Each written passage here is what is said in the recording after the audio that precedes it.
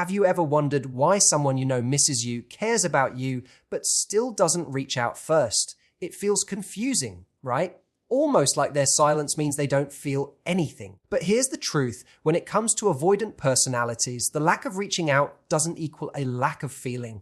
Avoidants often carry an internal conflict. On one side, they do miss you. They think about you. They replay moments in their head.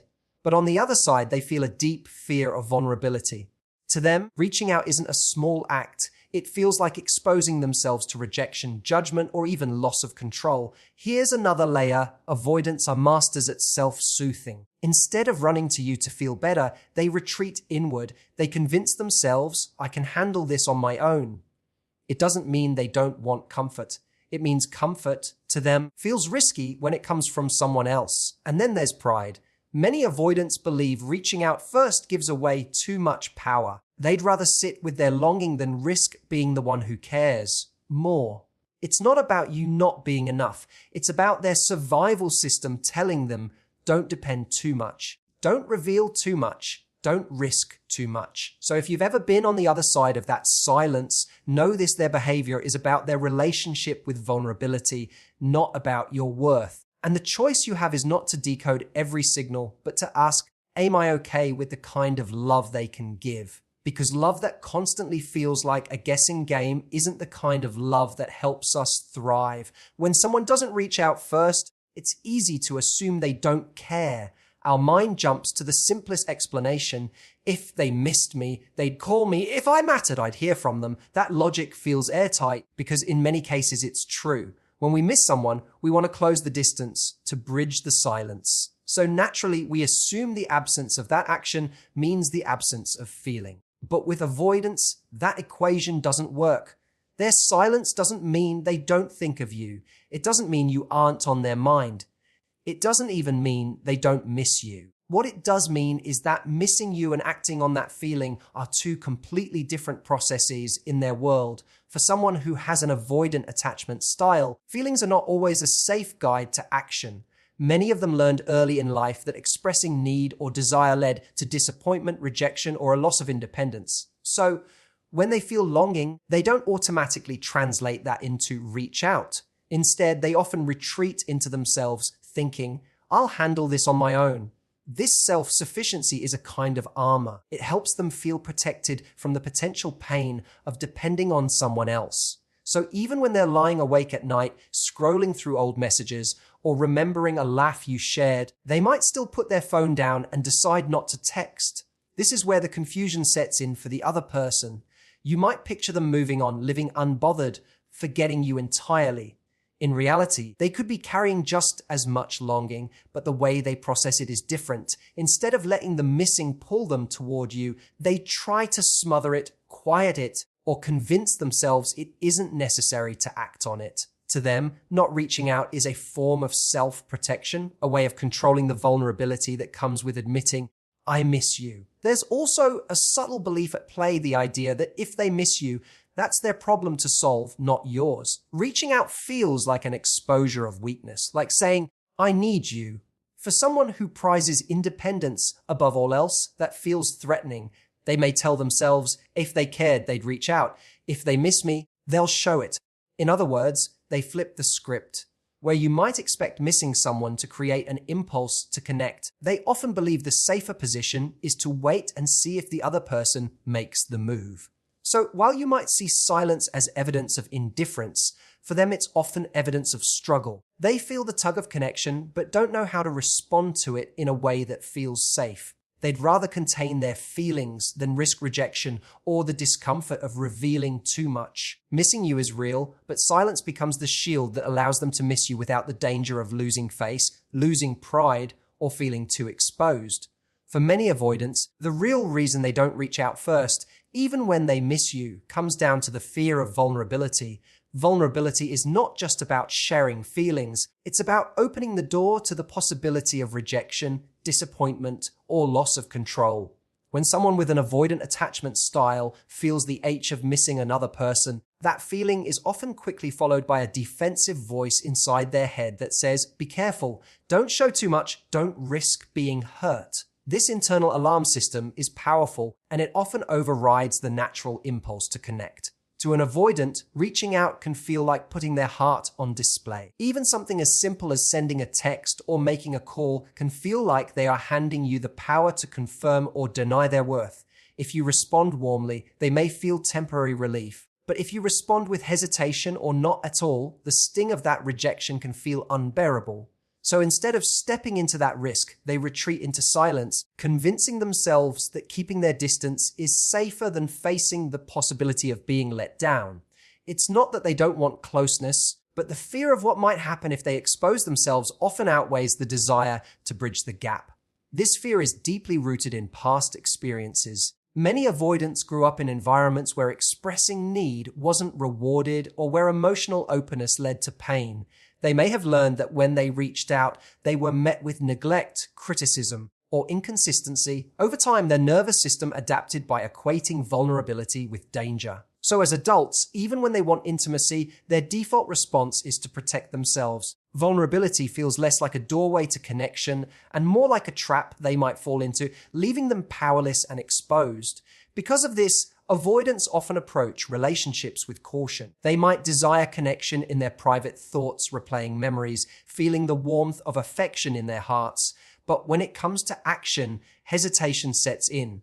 They'll think, if I reach out first, I'm showing my hand. I'm admitting I need them. What if they don't feel the same? What if they reject me? What if I get hurt? These questions create so much internal noise that staying silent feels like the only safe choice. Even when they do consider taking the risk, it rarely comes naturally. Reaching out means stepping into emotional territory where they feel least secure. It requires trust not only in the other person, but also in their own ability to handle the outcome. Since that trust is shaky, avoidance becomes the path of least resistance. Silence becomes their armor, their way of holding on to control. And in their mind, control feels safer than vulnerability, even if it means sitting with the ache of missing someone they secretly wish was closer. One of the biggest reasons avoidants don't reach out first, even when they miss someone, is because they have learned to rely on self-soothing instead of seeking comfort from others. For them, the instinct when they feel lonely, sad, or disconnected is not to turn outward and share those feelings, but to retreat inward and try to regulate their emotions on their own. This isn't about pride in the usual sense. It's a coping mechanism that developed long before they even knew what it meant to miss someone. It's their way of saying to themselves, I don't need anyone. I can handle this. And while that strategy might protect them from disappointment, it also keeps them distant from the people they care about. When an avoidant feels the pull of missing someone, they may experience the same ache anyone else does. The longing for connection, the desire to be close, the comfort of hearing a familiar voice. But almost immediately, that desire collides with a belief system that says, needing someone else makes me vulnerable. Because of this, instead of picking up the phone or sending a message, they might distract themselves with work, dive into hobbies, or bury themselves in routines. These are all ways to soothe the uncomfortable feeling of missing someone without having to actually reach out. To the outside world, it may look like they're unbothered, but in reality, they're working hard to calm their emotions privately. This tendency comes from a deep-rooted survival strategy. Many avoidants grew up in environments where relying on others was met with inconsistency or rejection. If, as children, they learned that expressing a need or reaching out for comfort didn't get them what they hoped for, they adapted by convincing themselves they didn't need anyone at all. Instead of leaning on connection, they leaned on independence. Over time, this became their default mode of handling emotional discomfort. As adults, this same wiring shows up in relationships. When they miss you, their first thought is not, I'll tell them, but I'll deal with this myself. The irony is that self-soothing can make them appear detached or uncaring when in fact they may care deeply. They might look calm and collected on the outside, while on the inside they're experiencing a storm of emotions they simply don't show. Because they've become so good at self-regulation, their longing doesn't spill over into outward actions the way it does for others. Instead, it gets tucked away, managed internally, and kept hidden behind a composed exterior. This is also why many avoidants struggle with intimacy in relationships. When closeness starts to feel overwhelming, they don't naturally reach for reassurance from their partner. They withdraw, reset internally, and only return once they feel back in control. It's not that they don't want comfort from the person they miss, it's that comfort in their mind feels unpredictable and risky. So they turn inward, calming themselves privately, even if it means enduring the loneliness of missing someone in silence. Another reason avoidants don't reach out first, even when they miss someone, is because of how strongly they associate reaching out with a loss of power or pride. For many of them, making the first move doesn't feel like a simple act of communication. It feels like an admission of need, a display of dependency, and a subtle handing over of control. Deep down, avoidants often fear that showing how much they care will put them in a weaker position, and that fear keeps them holding back even when their heart wants to do the opposite. When they miss someone, avoidants often feel the tug to connect, but alongside that pull comes a voice reminding them of the risks. If I reach out first, I'm showing they mean more to me than I do to them. If I reach out first, I might look desperate. If I reach out first, what if they don't respond the way I hope? That inner dialogue creates a kind of emotional stalemate. They'd rather sit with their longing in silence than expose themselves to the possibility of rejection or imbalance. In their world, the one who reaches out first feels like the one who cares more, and caring more feels like losing ground.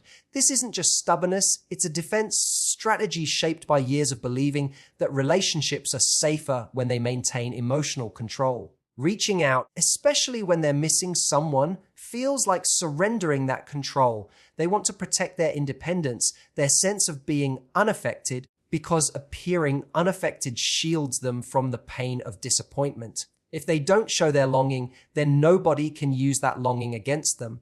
It's a way of holding on to pride, but also a way of minimizing the chance of feeling exposed.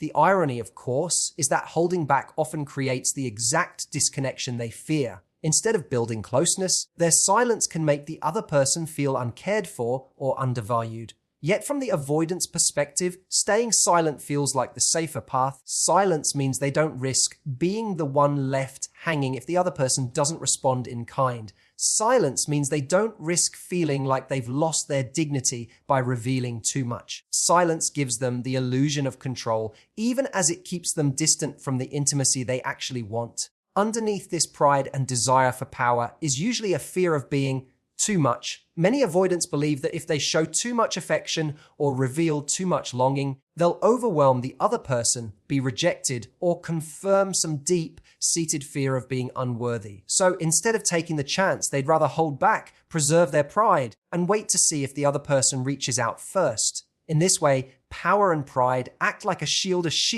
that protects them from vulnerability, but also prevents them from taking the very step that could bring them closer to the person they miss.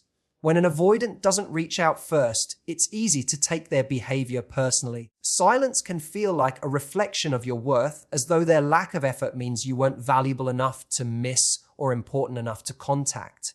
But the truth is, their distance is far more about their own inner world than it is about you. Avoidants often carry a complicated relationship with closeness and vulnerability, and their tendency to hold back says more about the way they manage intimacy than it does about your desirability or significance in their life. Their behavior comes from patterns built long before you entered the picture.